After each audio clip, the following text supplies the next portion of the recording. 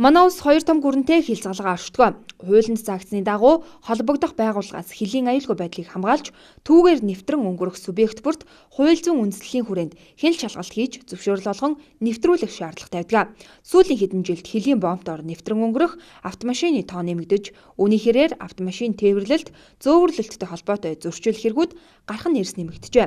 За иймд мэргэжлийн байгууллагууд гарч байгаа зөрчил дутагдлыг багасгах, мөн үйл ажиллагааг чирэгдэл багтай болгох үүднээс хамтын ажиллагааг сайжруулах зайлшгүй шаардлага тулгарч, анхны уулзалт зөвлөгөөнөө зохион байгуулж байна. Өнөөдрийн байгаа нөхцөл байдлыг та бүхэн анзаарч мэдж байгаа бох.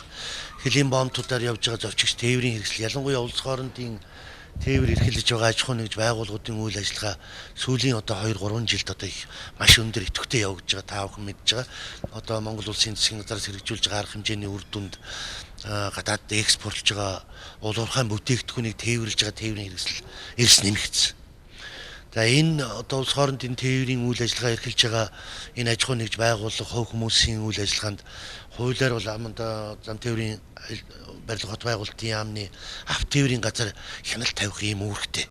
За манай улсын хөлийн байдлын хувьд 46 бомбын статустай гэж бүртгэгдсэн байдаг байна. Үүнээс олон улсын 7, хоёр талын байнгын ажиллагаатай 7, хоёр талын төр ажиллагаатай 6 бомбууд тогтмол ажилладаг байна.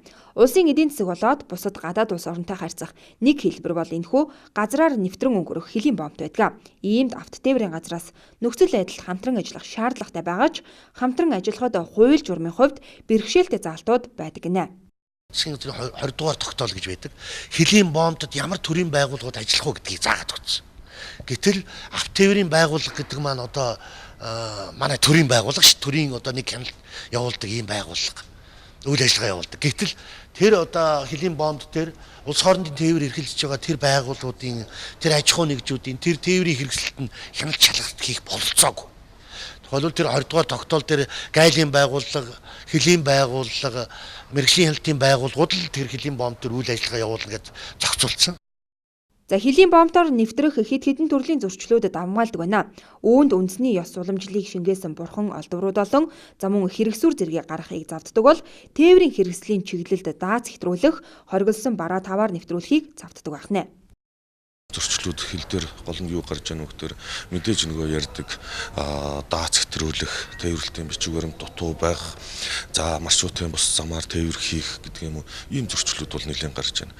За энэ дээр бид нэр энэ 2012 онд энэ хяналт шалгалтын хүний хүчин зүйлээс шалтгааллахгүйгээр энэ техник технологиг нэвтрүүлэх ийм боломжуудыг судалжуулж энэ 12 онд нэвтрүүлэх гэж байна.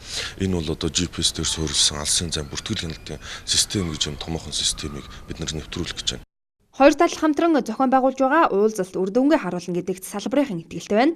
Өнөөдрийн нөхцөл байдалд хуулийн журам заалтанд өөрчлөлт оруулах хэрэгтэй байгааг хэлж байсан юм а. Мөн хөлийн шалган нэвтрүүлэх бомбдод ажиллах боловсон хүчингийн асуудал, тэдгээрийн ахуй хангамжийн талаар гээд олон асуудал давхар сөөгдөж байлаа.